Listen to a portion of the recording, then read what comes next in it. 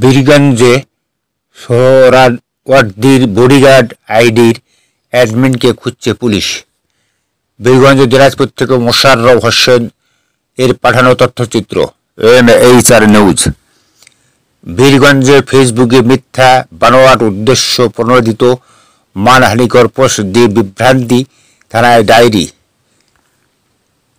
দিনাজপুরে বীরগঞ্জে সোহরাওয়ার্দীর বডিগার্ড নামীয় অজ্ঞাতনামা একটি ফেসবুক আইডি থেকে কিছুদিন যাবৎ প্রায় এলাকার সুনামধন্য ব্যক্তি ও প্রতিষ্ঠান বিশিষ্ট পদধারী চাকুরিজীবী, নামি দামি ব্যবসায়ী, পেশাজীবী সহ ঐতিহ্যবাহী খানদানি পরিবারকে জড়িয়ে কুরুচিপূর্ণ মানহানিকর পোস্ট দিয়ে বিভ্রান্ত সৃষ্টি করা হচ্ছে।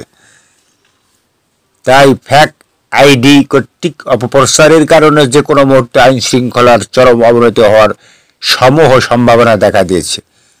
সচেতন নাগরিক সহ বিভিন্ন মহল বেশ কিছুদিন থেকে সোশ্যাল মিডিয়ায় সোহরাওয়ার্দীর বডিগার্ড আইডির অ্যাডমিনকে খুঁজে বের করতে পারছে না।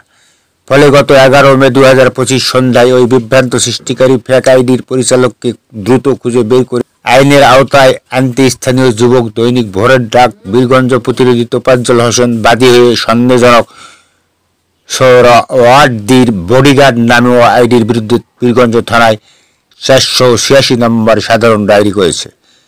জিডি তদন্তকারী অফিসার SI জাহাঙ্গীর বাদশা রনি বলেন, যে কোনো মূল্যে সর্বোচ্চ তথ্য প্রযুক্তি ব্যবহার করে অপপ্রচারকারী আইডি শনাক্ত করা হবে, আইনের আওতায় আনা হবে অপপ্রচারকারীকেও। বীরগঞ্জ থানার অফিসার ইনচার্জ আব্দুল গফুরের সাথে কথা হলে তিনি ঘটনার সত্যতা স্বীকার করে বলেন, অনেকে অভিযোগ করেছে এই আইডির বিরুদ্ধে। সাধারণ ডায়েরি রেকর্ড করা হয়েছে, তদন্ত সাপেক্ষে ব্যবস্থা নেওয়া হবে। MHR news.